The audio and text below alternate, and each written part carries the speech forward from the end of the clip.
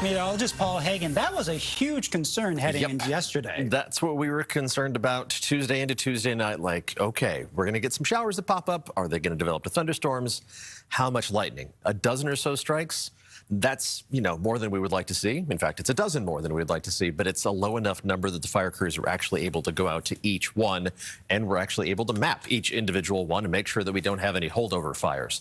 That threat is now behind us. We're into a calmer pattern as we head through the rest of the week. Areas of dense fog spreading across the bay as we head through the rest of tonight. I showed you some of that fog already pushing away from the coast as we speak, right before the break.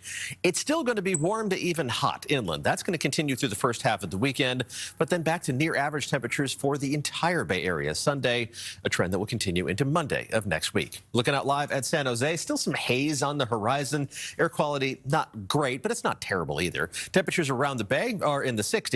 In San Jose, it's just below 80 degrees with 76 in Santa Rosa. You've cooled off nicely. Still close to 90 degrees in Livermore and in Concord. Those inland spots in the East Bay are going to be the hot spots over the next couple of days. The air quality is going to continue to improve in the wake of that disturbance that brought us the dry lightning threat yesterday. Saw the worst air quality inland in the Bay Area, but just in the moderate category today. It's going to improve a little bit more for the North Bay tomorrow, more for the East Bay on Saturday, and then everybody should be in the green. Good air quality by Sunday and Monday.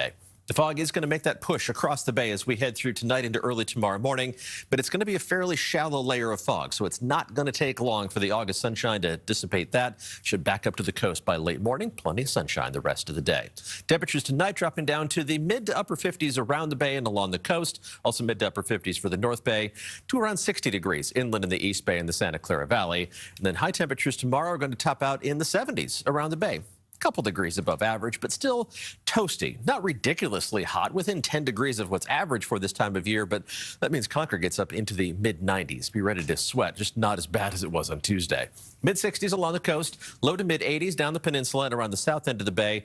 Temperatures climbing farther into the 80s, even up to around or above 90 degrees as you go farther inland in the Santa Clara Valley, from 87 in San Jose to the mid-90s as you head towards Morgan Hill and Gilroy. Low to mid-90s for most inland parts of the East Bay. Again, it's above average, but it's not stupid hot for this time of year. Temperatures at the hottest will be in the upper 90s from Fairfield to Antioch to Brentwood. Around 70 in San Francisco, a mix of 60s and 70s for Oakland and the East Bay, when temperatures a mix of upper 80s and low 90s inland of the North Bay until you go farther north. We're more likely to get up to around 100 degrees once again. The heat risk is going to remain in the moderate category. It's where it was today. It's where it will be tomorrow. Just take it easy. Be smart about it. Stay hydrated. Temperatures are going to dip down to normal levels Sunday and Monday. That means 60s and 70s around the bay with mostly 80s inland. A little more of a warm-up as we head into next week, but nothing in terms of extreme heat in the forecast anytime soon. If we can avoid that, we'll be fine.